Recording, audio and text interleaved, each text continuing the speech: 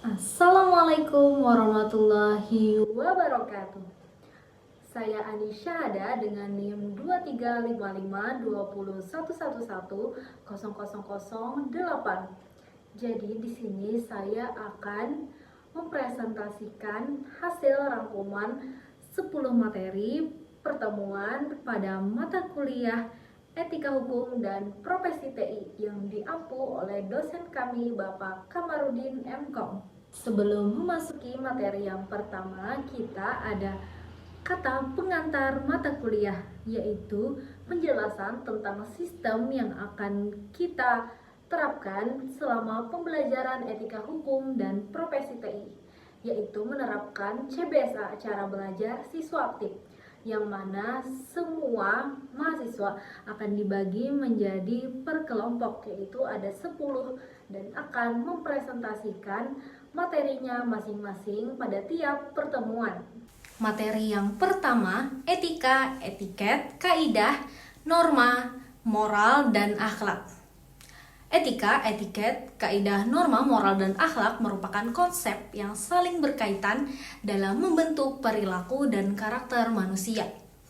Etika adalah cabang filsafat yang menilai benar atau salahnya suatu tindakan berdasarkan hati nurani, sedangkan etiket mengatur sopan santun dalam pergaulan sosial. Kaidah dan norma berfungsi sebagai pedoman hidup bermasyarakat yang mengikat untuk menciptakan ketertiban. Moral mencerminkan perilaku nyata seseorang berdasarkan nilai baik dan buruknya.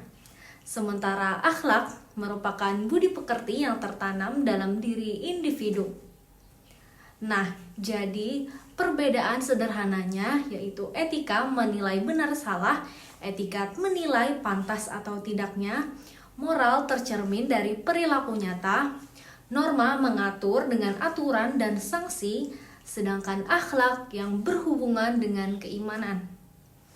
Nah, semua konsep ini bersumber dari agama, budaya, filsafat, hukum, dan keluarga. Dengan memahami konsep-konsep ini secara seimbang, kita tidak hanya menjadi cerdas secara intelektual, tetapi juga bermartabat dan berintegritas dalam kehidupan bermasyarakat. Materi kedua, etika profesi, etika dalam Islam, teori etika, dan etika cabang dari filsafat. Etika merupakan aspek fundamental yang mengatur perilaku manusia dalam berinteraksi dengan sesama. Etika profesi adalah seperangkat norma dan prinsip moral yang mengatur perilaku individu dalam menjalankan profesinya secara bertanggung jawab, kompeten, dan berintegritas. Profesi memiliki ciri khusus seperti keahlian spesifik, otonomi disertai tanggung jawab, kode etik sebagai pedoman, dan organisasi profesi sebagai pengawas. Secara keseluruhan, etika sebagai cabang filsafat berperan penting dalam membentuk perilaku moral, menjaga integritas profesi, dan mengarahkan kehidupan agar bermakna dan dapat bernilai ibadah. Materi ketiga, pekerjaan dan profesi TI, kompetensi kerja TI, sertifikasi bidang TI, lembaga dan organisasi profesi TI. Profesi di bidang teknologi informasi memiliki berbagai spesialisasi seperti software developer, sistem analis, database administrator, network administrator, information security specialist, data scientist, dan cloud architect. Kompetensi dalam profesi TI terbagi menjadi kompetensi teknis dan non-teknis. Kompetensi teknis mencakup pemrograman, pengelolaan data, jaringan, cloud computing, dan keamanan informasi. Kompetensi non-teknis meliputi komunikasi efektif, problem solving, teamwork, adaptabilitas, dan continuous learning. Tingkat kompetensi bervariasi. Entry level fokus pada fundamental, mid level memerlukan keahlian mendalam, serta senior level memerlukan expertise multidimensi. Sertifikasi penting sebagai validasi kompetensi, meningkatkan peluang karir dan kompensasi. Jenis sertifikasi meliputi vendor spesifik seperti Cisco, CCNA, vendor neutral seperti CompTIA, security, dan sertifikasi nasional dari BNSP. Organisasi profesi seperti IEEE, ACM, IPKIN, dan Aptikom berperan vital dalam menetapkan standar kompetensi dan kode etik. Materi keempat, definisi, konsep, dan sejarah etika komputer, kode etik profesi bidang TI, pelanggaran etika profesi TI. Perkembangan pesat teknologi informasi memunculkan berbagai persoalan moral, sosial, dan hukum yang memerlukan pedoman etika dalam penggunaannya. Etika komputer adalah seperangkat prinsip moral yang mengatur perilaku manusia dalam menggunakan teknologi informasi dengan tujuan mendukung kesejahteraan masyarakat dan menjaga kepercayaan publik. Adapun konsep etika komputer menekankan nilai-nilai dasar seperti kejujuran dan integritas dalam penggunaan teknologi, keadilan, serta tanggung jawab sosial, perlindungan dan privasi kerahasiaan data, dan juga penghormatan terhadap hak cipta dan kekayaan intelektual. Pelanggaran etika seperti kebocoran data dan bias algoritma dapat menimbulkan kerugian besar, sehingga pendidikan etika digital menjadi keharusan di era modern sekarang ini. Materi kelima, profesional dan profesionalisme kerja, konsep profesionalisme, profesi, dan profesionalisme. Profesi adalah bidang pekerjaan yang menuntut keahlian khusus, pendidikan formal, standar etika, dan tanggung jawab kepada masyarakat. Profesional adalah individu yang menjalankan profesi dengan kompetensi, integritas, dan dedikasi tinggi. Sedangkan profesionalisme adalah sikap dan komitmen untuk bekerja dengan standar kualitas tinggi secara konsisten. Dalam bidang TI, profesionalisme memiliki karakteristik khas karena teknologi berkembang sangat cepat dan juga berdampak luas.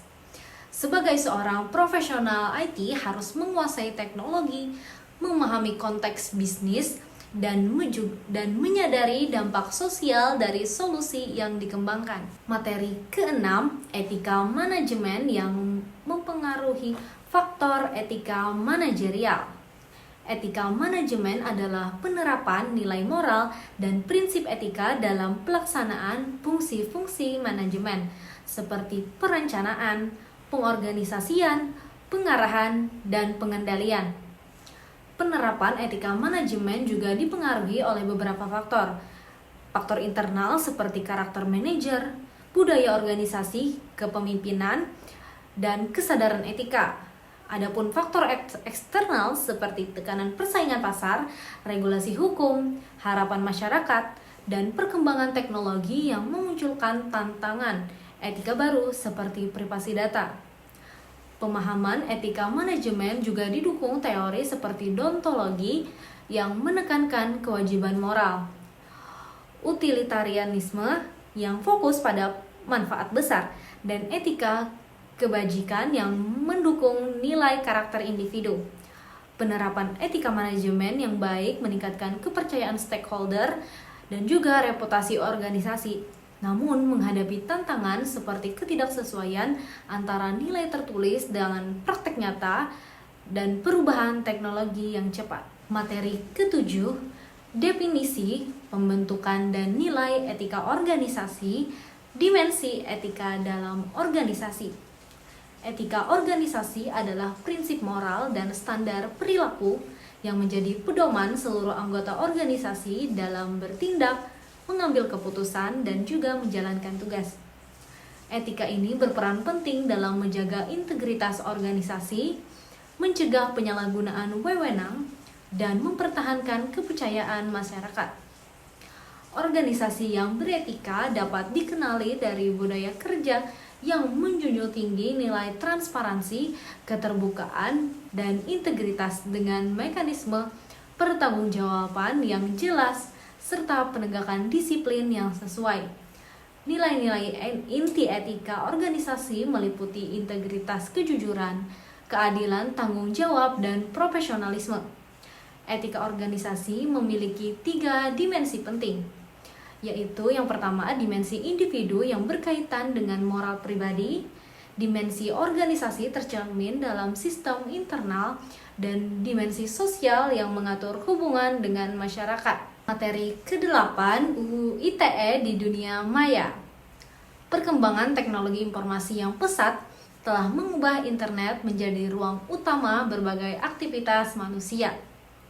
Di balik manfaat tersebut muncul berbagai risiko seperti penyebaran hoaks, penipuan secara daring, pelanggaran privasi, pencemaran nama baik, dan juga peretasan. Maka dari itu, untuk memberikan perlindungan hukum dan menjaga ketertiban di ruang digital, pemerintah Indonesia menetapkan Undang-Undang Informasi dan Transaksi Elektronik atau UU ITE untuk mengatur berbagai aspek penting, yaitu seperti pengakuan dokumen elektronik sebagai alat bukti hukum yang sah, juga peraturan transaksi elektronik yang aman, kewajiban perlindungan data dan keamanan sistem elektronik, serta larangan tindakan merugikan seperti hoaks, pencemaran nama baik, penipuan online, dan akses ilegal. Keberadaan UU ITE memberikan dampak positif berupa rasa aman dalam beraktivitas secara digital dan juga peningkatan kepercayaan transaksi online. Materi ke-9, etika di dunia maya, perkembangan penggunaan internet masa kini, dan etika menggunakan internet menurut UU ITE. Etika di dunia maya merujuk pada aturan moral dan prinsip perilaku yang harus dituruti pengguna internet. Perkembangan internet masa kini dengan dominasi perangkat mobile dan sosial media telah mengubah pola penggunaan masyarakat, namun juga menimbulkan berbagai permasalahan seperti penyebaran hoaks, cyberbullying, pelanggaran privasi, dan kejahatan cyber. UU ITE mengatur berbagai bentuk etika dan larangan di dunia maya, yaitu tidak menyebarkan informasi, melanggar kesusilaan, tidak menyebarkan hoaks, tidak melakukan pencemaran nama baik, tidak menyebarkan kebencian berbasis SARA, tidak melakukan akses ilegal, tidak menyebarkan data pribadi tanpa izin, tidak melakukan pemerasan, dan menggunakan transaksi elektronik secara jujur dan aman. Materi ke-10, Cyber Law dan UU ITE.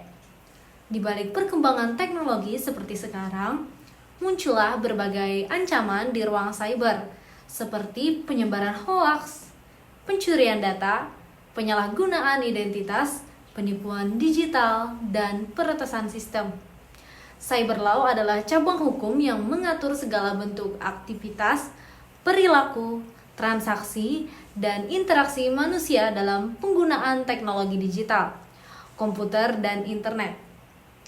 Ruang lingkupnya mencakup pengaturan transaksi elektronik, perlindungan data pribadi, keamanan informasi, hak kekayaan intelektual digital, dan penegakan hukum terhadap kejahatan cyber.